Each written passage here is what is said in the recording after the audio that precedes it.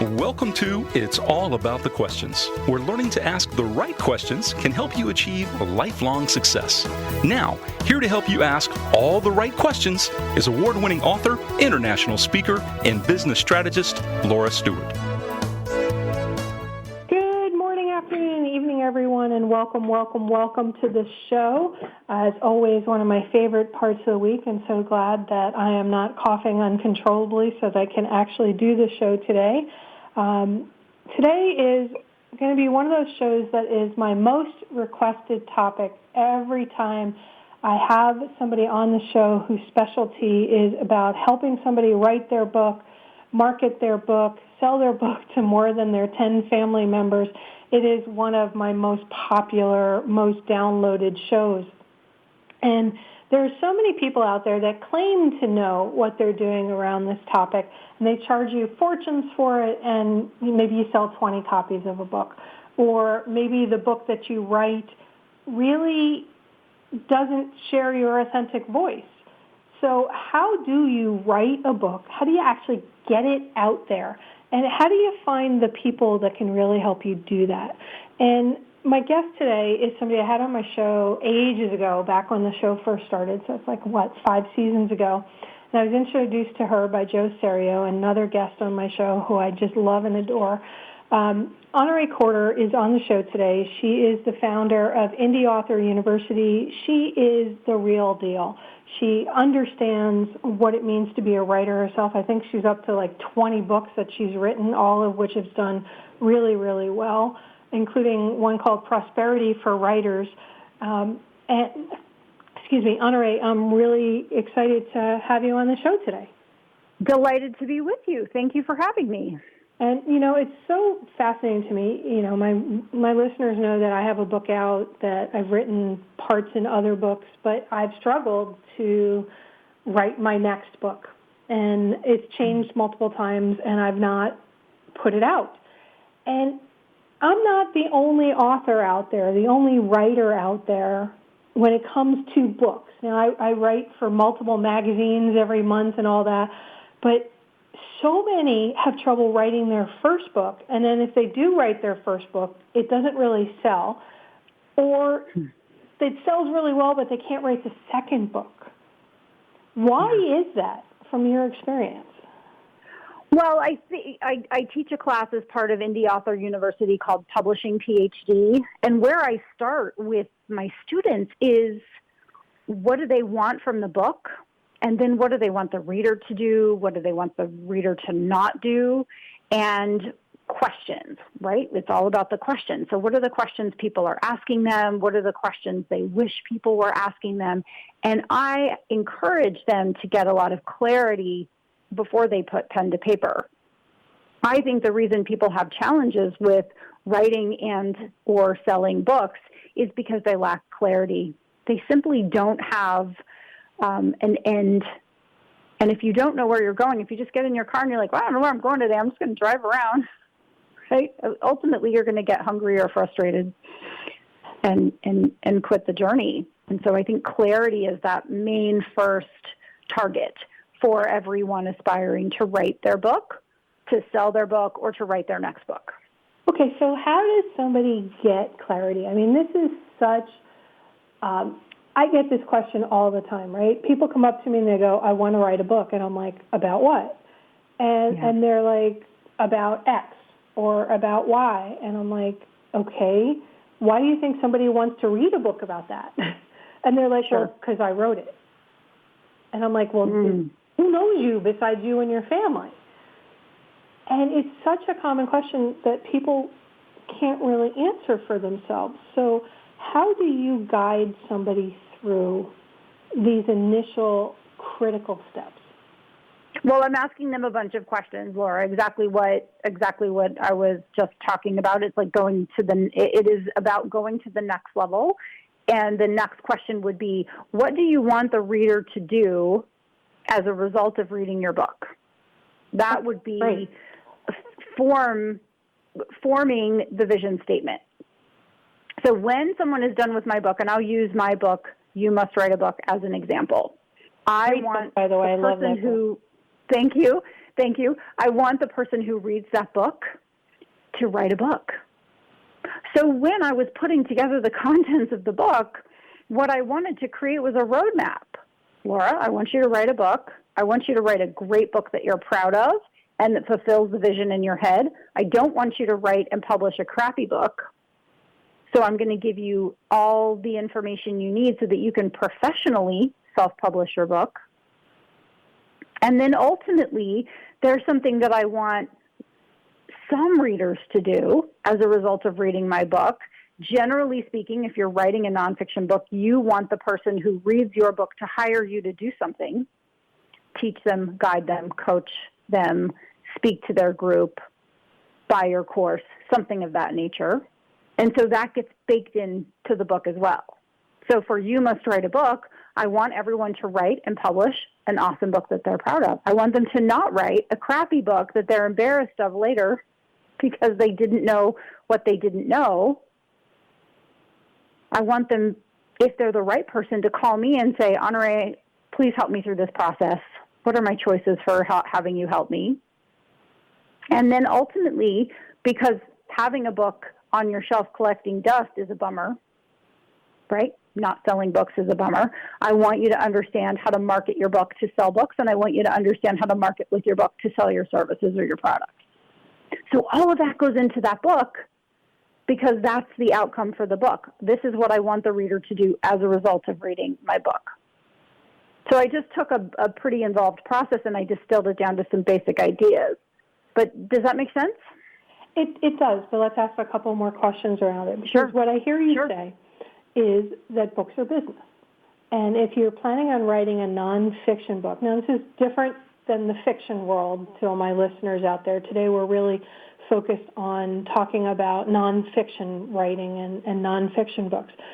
So before you take pen to paper, what you're saying, Honoree, is you need a business plan for your book. Is that what I'm hearing? Yes, you do.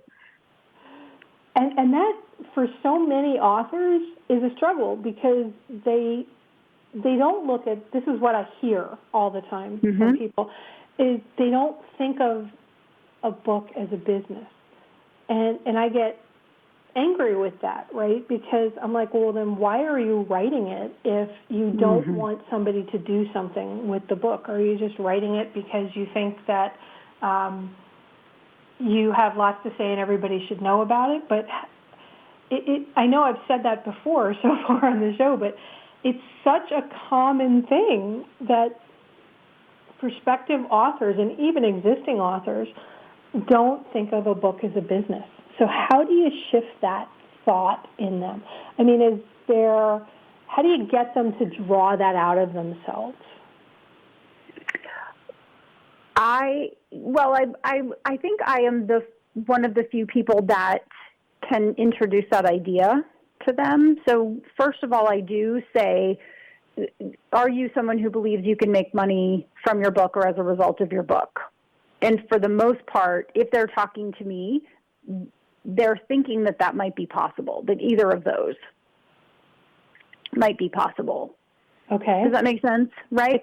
And then I talk about the fact that I don't believe that it is impossible. In fact, I believe that it is possible because I'm living proof, and I know lots of other people who do it to make a living or to make a significant amount of money or to create a significant income stream from their writing, from their book, or from their books, or whatever they have in mind. But I think that there is a cultural belief that's passed around, something along the lines of you can't make you can't make any money from your book. So if that's your belief, then why would you sit down to have a business plan? Why would you answer those fundamental questions before you put pen to paper? There are a lot of book support people out there, the ones that I mentioned at the beginning of the show, that really are just out there to make money for themselves, not necessarily for the authors, that say, if you're writing a nonfiction book, you need to think of it as it's just your business card, and it's like a throwaway, like your business card to introduce you. I struggle with that because I think a book should be more than a business card. I'm completely with you. That idea actually is very upsetting. I think when you pass out a business card, what you could say to someone is, hey, would you throw this away for me? Because that's what will happen. But your book is not a throwaway because books are precious and we don't tend to throw books away. As a matter of fact, if someone gives me a book and it's not my cup of tea, I won't throw it in the trash. I will look at it and see who I think that I know that would enjoy it. Yeah, I'm the same way. I don't throw books away unless they are so horrible. But even then, I struggle, and I'll pass it along to some used bookstore or something so that they can potentially sell it. Right. A book is either going to sit, it's going to be shared, or it's going to be donated. But generally speaking, we as a culture don't throw books away. Okay, so as a prospective author, my listeners are out there thinking, well, everybody said I should have written a book as soon as quarantine started to happen. And now they're sitting there going, I haven't written a single word. I've missed out on the opportunity. Yep. I am terrible about this. There's been so much happening in my life. The book is always going to take a back seat. I mean, you and I both have dealt with personal challenges throughout our careers. I know I got my book deal when I first wrote my book. I got the letter saying my book was accepted to be published when my mom was in having open heart surgery.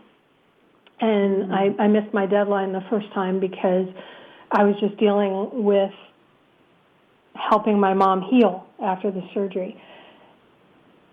The world shifted so much, Honoree, the last few months, and personal challenges have really shut a lot of people down, and you've dealt with them in your own life. So what do you say to people to help them write around their personal challenges, to allow themselves the space to actually do it, that it's okay to do something for yourself, to write this book because of who it's going to help?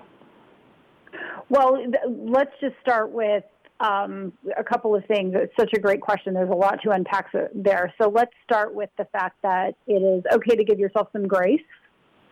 Also, it's okay to turn off the noise in the news if you're quarantining like I am. It's okay to go, well, I'm quarantining. I'll check in a week or so and see if it's time to go out or not, if you are staying at home right now. It's okay to turn off things that make you feel bad and turn on things that make you feel good. Watch something funny as opposed to watching something stressful. And the thing that I encourage people to do, regardless of whether it's writing a book or just feeling like there's some sense of sanity and normalcy, is to establish a routine. What I did very early in quarantining, and this is day 76 for me of quarantining, what I did very early in the process in the first couple of weeks, as a matter of fact, was I established a routine that I stick to. It's a lot more fun than my normal routine because my normal routine involves going out and having meetings and those sorts of things. So I'm able to do those critical inch items, and I'll talk about that in just a second, that move the needle in the book that I'm writing. But I stick to a schedule. It gives me a sense of normalcy and a sense of routine. And I believe that structure sets us free. When you follow a structure, you know, I'm going to go to bed at the same time. I'm going to get up at the same time. I'm going to do things that make me feel good. So I have a morning ritual, a morning practice based somewhat in my work with Hal Elrod in the Miracle Morning book series. It's about getting up and taking charge of your day by doing success practices. So I start my day with that. I have an hour and a half of working on Honoree and making sure that I'm in a good headspace. I call it prepping the asset. And I'm the asset. So getting my mind and body and energy in the right space. And then I sit down with a group of people every day and we write for an hour. And it's on Zoom. It's never been in person.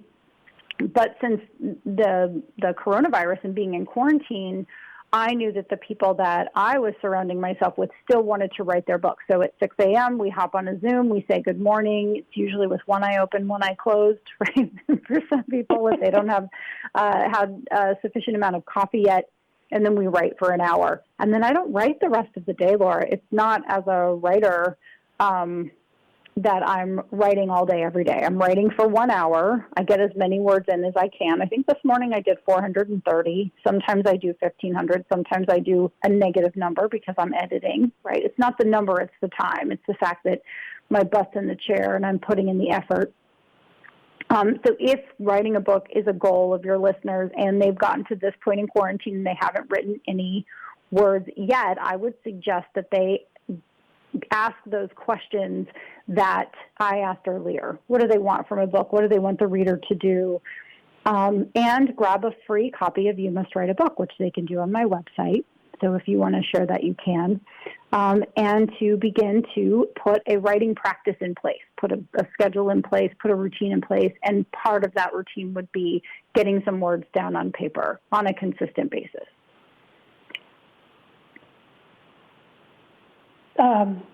There was just so much, and I was writing a whole bunch of notes of different things that you just said there. So awesome. Everybody awesome. For the dead air for a half a second there.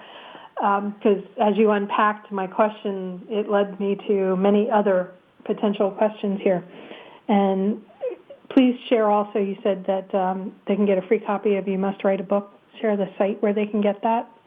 Sure, honoreecorder.com. So HONOREECORDER. It's just my name.com. And right on the front, it says get a free copy of You Must Write a Book. Okay, perfect. And we'll mention that again later on during the show as well. All right, so you talked about you spend the first hour and a half of your day prepping the asset yourself. What does that look like for you? Oh, great question. So for me, the 4:30 to 6 o'clock hour, and some people go nothing with a 4 in it, what used to be my mantra. But yeah, unless it's I have a family and animals and things like that. I just like to have a little bit of time that's quiet. I know those are the hours they're not going to be needing something from me. So for me, I do a meditation first. Right away, sit up in bed, do a meditation, quieting the mind, getting reset. And then I go push the button on the coffee machine while I go get dressed. What I'm getting dressed for is walking my dog, which happens after my writing hours. So I have all my clothes laid out, what I'm going to wear for working out, what I'm going to wear for working. All that's laid out the night before, so I don't have to make that decision in the morning. Get dressed in my workout clothes, come to my desk, and I read. I read a book. It's nonfiction, educational for me, whatever that book happens to be. The Miracle Morning, The 4-Hour Work Week, Think and Grow Rich, The 5-Second Rule. Tons of wonderful books, good stuff in first thing in the morning. I'm reading a book and underlining and reading my goals. I read over my goals and read some affirmations, do a little visualization, and it's amazing how quickly that time goes. At about a quarter to the hour, I have an alarm that goes off to remind me that I'm going to be writing in 15 minutes, and so I do about 10 minutes of yoga while I'm listening to some sort of positive audio. And at about 5 minutes to the hour, I go refill my coffee, and I sit down in front of the TV. I open up in front of the TV, no, in front of my computer. I open up my Zoom room for the members of my mastermind to pop in. And again, then we say good morning. By about 6:03, it's, okay, I'll see you all at the top of the hour, and then write for an hour. And then at 7 o'clock, as I'm asking how everybody did. So how many words did you write, or what did you work on? Did you do something? Are you glad you got up this morning? Those kinds of questions. And then by about 7:03, my dog knows it's time to go out. Anyone with a dog knows that it's time to stop. And I've put my shoes on, and we're out the door. And so then I do an hour of walking with my dog. My daughter started joining me, which has been really great. And then I come back, and by about 8:15, 8:30, I'm back at my desk, dressed, showered, ready for the day, and on with my routine, the rest of my daily routine. That is a pretty impressive morning routine. How long did it take you to develop that routine and to make it more than a habit? Great question. I'm constantly refining it. I just added the yoga because when you have miles and years, and yoga is the great equalizer in terms of, and I do yoga again later in the day. I read a book called The 5 a.m. Club by Robin Sharma at the beginning of 2019, and they talk about in that book the benefits of yoga and stretching, and also having the release of HGH, human growth hormone. And I figured, well, that's not a bad idea. That's never bad. Let's release some of those good chemicals into the body. So I do the yoga in the morning, walking, and then I also do the same thing in the afternoon as well. I'm constantly refining it, but you're right. It's not just a habit. It's who I am at this point. I know that in order for me to be positive and productive, I have to take great care of myself. And there's so much more that goes into that. There's hydration and eating and sleeping, in addition to all of the things that I just mentioned. But it's taken me a long time to figure out what my personal combination is, and that's what I encourage everyone to do, is what do you do when you're at your best? And then how do you make it so that those are the choices you're making all the time? Which is a little outside of books and book selling, but it definitely relates. Well, because I think it's behind it. It's underneath it. Yeah, it totally is underneath it, because, I get this all the time from clients and from listeners, this whole idea of, well, I can never seem to convert anything to do it consistently. I don't know where to start. I don't know what to do, and I'll do it for a couple of days, and then it falls off. How come I don't have enough willpower? And this often happens around writing as well. They're like, okay, well, everything else takes priority over it, which is why I think it's so important to ask that question of you of, what is your routine, and then what shifted it from habit? Because I think habits are something that we still consciously think of and have to do all the time, versus doing something that is just, as you said, who you are now. You may shift Well, it and a don't little think bit. I'm not tempted to do anything else sometimes. There are some days where I sit down to write and the cursor blinks at me like it's laughing. It's like, ha ha. Oh, I've been there. Some days it's easier than others, for sure. Some days I feel better than others, like physically feel better than others. Some days I feel great. Some days I don't feel great. Some days I don't feel inspired. I generally try to set myself up at the end of my writing session. I try to set myself up with some little breadcrumbs so that when I sit down the next day, I have a place to jump into. I find that that's helpful. If I don't finish a sentence, or I leave myself a little note, this is what I was thinking, pick up and keep talking about this here, kind of thing. Do you ever write longer than that hour if you're really on a roll? If my schedule allows, generally speaking, my dog is almost 2, and she's very into her routine, and she knows it's time to go. It's time to go out, Mom. I got to go to the bathroom. Like, wrap it up, lady. Right? She's generally pawing at her leash and those sorts of things. Every so often she's tired and she'll stay in bed. And if I don't have an 8 o'clock meeting or an 8:30 meeting, then yes. But generally speaking, no. For the most part, it's 6 to 7. And I've published 53 of my own books, and I've done that by being consistent. All right, so we're going to pause right here because Honoree has so much more to share with us about writing, book marketing, and more. And during the break, think about what you'd like to be writing about and who needs to read it and what you want them to do after they have read your book. We'll be right back with more from the amazing Honoree Corder.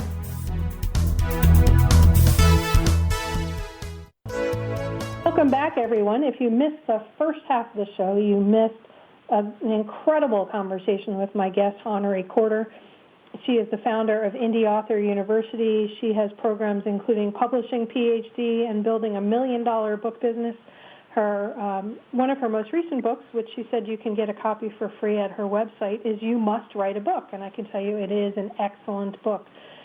So, Honoree, the first half of the show, we really talked a lot about how you can create foundational habits and how you can create the foundation for a successful book, creating the business plan, sticking to a schedule, setting structure, understanding. You asked so many great questions along. What do you want the readers of your book to do after having read your book or while reading your book? What's the next step you want them to take? So let's pivot into what somebody does after they've done everything we talked about the first half. And if you missed the first half live, everybody can catch it on podcasts, wherever podcasts are found. We're one of the top podcasts on iTunes for entrepreneurship. So have a lot of fun. Go listen to some of the podcasts that have already been happened, and then listen to the first half of this one with Honoree, because, oh my God, Honoree, you shared so much great content. Thank you. My pleasure. So let's talk about marketing your book. Here's something I hear very frequently from people. I don't understand why my book isn't selling. I can't be marketing it. Other people should be marketing the book. If I market my book, then it's all about ego. Oh gosh, so much to unpack right there. Gosh, let's see. Well, who are these people that should be marketing your book? Where are they? Right? I'd love to know, right? Because the average, even if you get a book deal from like Random House or somebody, they're really not marketing the book unless you're Michelle Obama. You know what? And they're not even marketing the book if you're Michelle Obama. Here's what I have to say about that. When someone releases a book, it is just like Julia Roberts doing a new movie. There's the new Top Gun movie that's supposed to be coming out here very soon. And guess who's going to be promoting that movie? That would be Tom Cruise. Now, there will be ad placements and those sorts of things that are happening, but no one does it better than the star. And the star of a book is the author. You have to, as the author of the book, be marketing your book. Or if you are wanting to get new clients or customers as a result of your book, then you must be marketing with your book. And there is a lot to that process, but I will give some nuggets that I think will be helpful. First, you want some of the marketing to be baked into your book. So you want to connect with your readers. You will want to give your readers something in addition to the book that they can get. And in exchange for that, you're going to get their email address. So give them what we would call a lead magnet, a free downloadable, a top 10 list, some content that didn't make it into the book. Have them go to your website, put in their email address, and then get some bonus content. And You Must Write a Book. Those of you that go and download that book, you'll get the You Must Book bonuses, lots of good extra tools that I chose not to include in the book. Because it would have made the book 600 pages, and not very many people want to read a 600-page book. However, there are some really valuable things that aspiring authors need, some tools that they need that I give away as part of the book. In addition, marketing your book includes social media, which I break down into two things. There's the social part of social media, which is I want to get to know the author.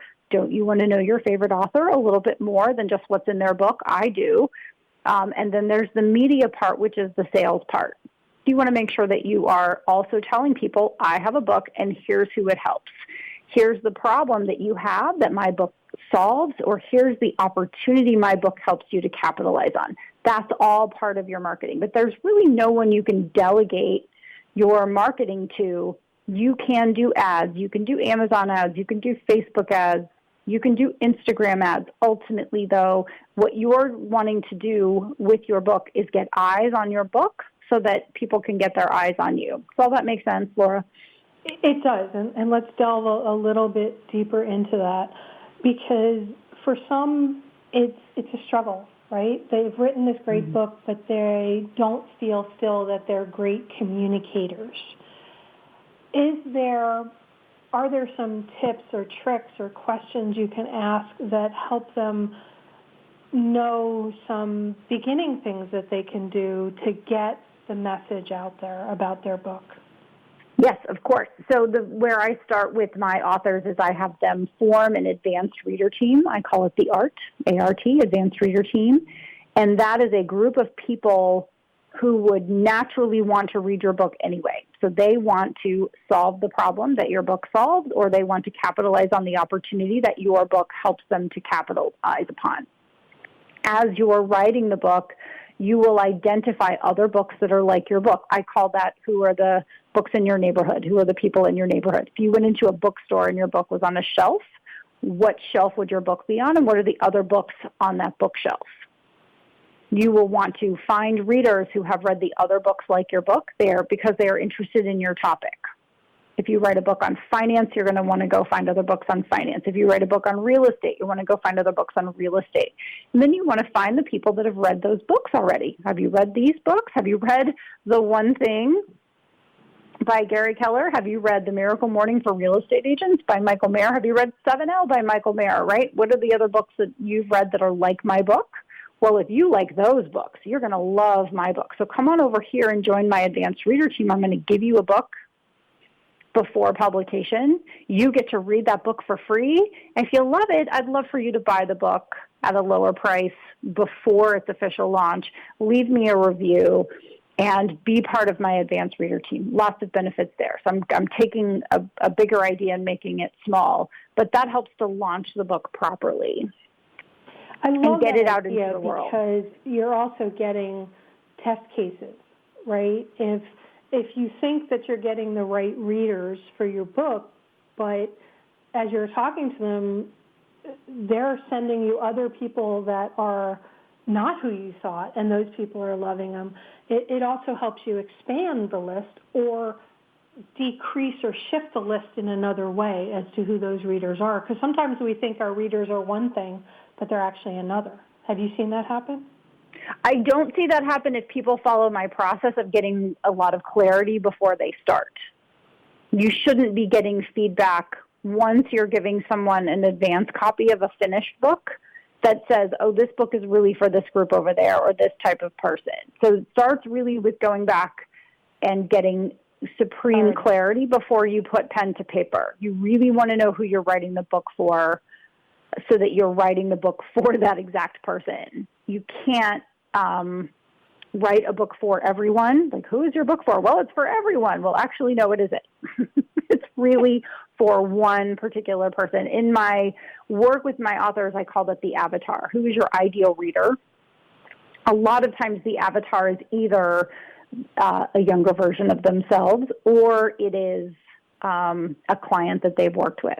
So if you're an estate planning attorney and you're looking for new estate clients, then you would say, who is this person who is a person that I've worked with that's just been an unbelievably amazing client? I'm going to write the book to that person. What are the questions that they were asking me? What are the questions that they should be asking me? What are the questions I wish they would ask me? That becomes the basis for the content of the book. And the basis of the marketing as well, because you've got that clarity of who that person is that you're marketing to. So you're in the right groups on social media, you're communicating with the right businesses kind of thing. Yeah. And also then you can say to your strategic partners, and those are the people that are in business, in other businesses, and they serve your target client. So if we stick with the estate planning attorney, if you have an estate, if you are someone who has enough money to need an estate plan, you also need a financial advisor. You also need a banker. You also need an insurance provider. So those other folks are your strategic partners. You can then market with your book by giving your book to financial advisors, bankers, insurance providers who are interfacing with your ideal client. And as those people say, gosh, you know what, I really do need an estate plan, they can say, oh, well, my friend Laura is an estate planning attorney. She wrote this great book. I have a copy for you. If you like the book, you're going to love the author. You're going to love her as you're an estate planning attorney. Feel free to give her a call. Her information's in the book. Okay. So you've got your business plan, your advanced reader team. It sounds like there's a marketing plan in there as well as to where the people are all hanging out, where you may want to speak or what podcasts you may want to be on or radio shows because that's what those people listen to. Would that be another step in your process that you take people through? I'm assuming this is in your publishing PhD program, right? Yes. So we go very deep on where are you spending your time to connect with prospective readers. How are you getting your book in front of people? And yes. So let's back up just a step and say that there are two ways that someone discovers a book. One is through recommendation. The number one way you find out about a book is because someone says, have you read Think and Grow Rich? Have you read Awaken the Giant Within by Tony Robbins? Have you read The One Thing by Gary Keller? And if you haven't read it, because I'm recommending it and you trust me, I'm the person you know, like, and trust, right? I can do the referral. You may open your phone and order a copy from Amazon right then, or you write it down so that you can order it later. That's the number one way that someone discovers a book is because someone else said, have you read this book? The second way is through releasing a second book. So I do say in my course, don't shoot the messenger. I just did tell you that, yes, you need to write another book if you're so inclined. Most people find that they enjoy the process and they're inspired and they have another idea for a book, so that's not generally a problem.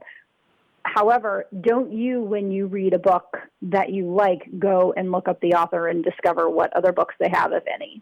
I know I do. So that the older books become the backlist.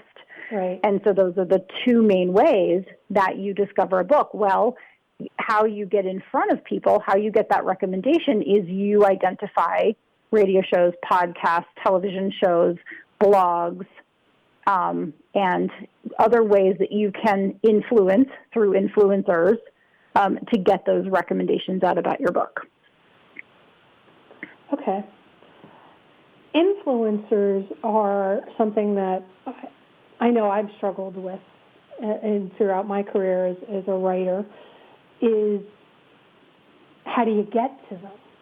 So you've got to have a way. How do you get to people that can move the needle forward much larger increments than normally a book might get its recommendations? Well, I have a process, and it's actually really fun, and I've done a little shift from fiction or to fiction from nonfiction. So I'm working on my first fiction book, and I'm putting into practice my process for getting to influencers. And I think the thing that I suggest people hear more than anything else that I say is that if you want someone to do something for you, you have to do something for them first. When someone writes to me and says, Honoree, I want you to do this for me, I think, well, that's interesting. You're not the only one. You're not the only thing on my calendar. I'm certainly busy, as is everyone. What I want someone to think about is what would they want someone to do for them and what influencers want. So an influencer is not in the way that it's being bandied about in current times. An influencer is someone who can say, I read this book, or I have this book and you should read this book too. So that's anyone that can say that, whether they are an author or a podcaster or a television show host. Generally, where I have my authors start is back at that list of books that are in their neighborhood. So what I just talked about is if you went into a bookstore, or you went into the category on Amazon, who are the other books that are in that category? And I start with those authors. I actually read all the other books in my category, and I share those books with my followers first. So my method, my process is to say, oh, well, here's Laura, and Laura is the author of this book. I'm going to buy and read and review that book because that's what every author wants. Every author wants honest 5-star reviews, right, Laura? Right, absolutely. We want everyone to go to Amazon and say, this is the best book I have ever read, 5 stars. This is amazing. All right, now, hopefully they're honest and 5 stars. That's what we're hoping for. But if that's what you want as an author, then that's what you should give away first. So I read all the books by all the authors, and I review them because I want a book sale, and I want an honest 5-star review. So I'm reviewing it on Amazon, on Goodreads, anywhere else I can find to review the book. I want to follow the author on social media, so Twitter, Instagram, Facebook, LinkedIn, do a connect, and let them know, hey, I read your book. I think it's really great, and I've left a review for you. And then I like and follow them and like their posts and comment on their posts, and I put myself on their radar. Okay, you seem to have dropped out there. Honoree, are you still there? I think we've lost Honoree. Are you still there? No, I'm here. Okay, we lost you for a moment. You talked about getting on their radar, and then you dropped out. Okay, so I put myself on their radar in a good, friendly, fan kind of a way. And from an authentic place. I would never write a dishonest 5-star review. I would never say, oh my gosh, I love this book. If I don't have something nice to say, then I say nothing. But I put myself on the radar of the person that eventually I would like to help me. I want to see if they're a nice person. Are they paying attention? Are they running their social media? What's going on? Are they grateful? Okay, you dropped out again. Honoree, are you still there? Okay, so Honoree has dropped out for a few moments, and we'll wait for her to come back. There she is again. Good, sir. I hear you the whole time, so I'm not sure what's going on. Okay, you're breaking up significantly. I don't know if you've moved from where you started talking to us in your house to a different spot, but your signal is breaking up. Okay. I'm still here. I haven't moved an inch.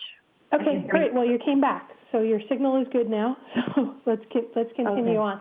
I want to make sure that everybody understood what you were just talking about, because I think this is such an important process.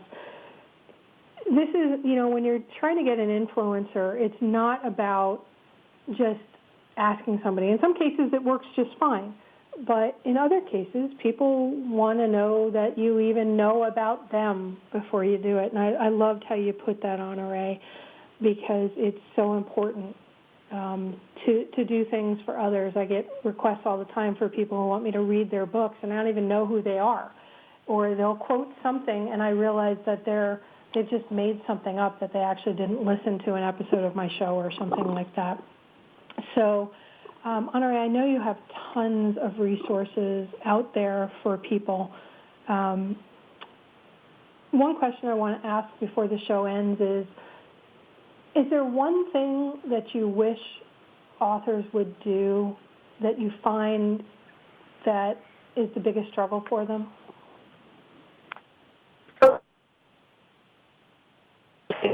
And that's that it takes you're breaking up. Time and investment We're getting like every other word. I promise you have not moved in the entire hour. Nothing has changed. I'm not sure. No, Can you hear me now? These last couple of minutes. So, okay, why don't you go ahead and answer the question if you can. Sure. Invest the time and money that it takes to produce a professional book. Okay. So, expand on that a little bit. Okay. Honoree, do me a favor, hang up and call back in case something happened to the line you called in on. So if you can hear me okay, hang up and call back in. And Mr. B will put you back into the system in the last few minutes that we have of the show.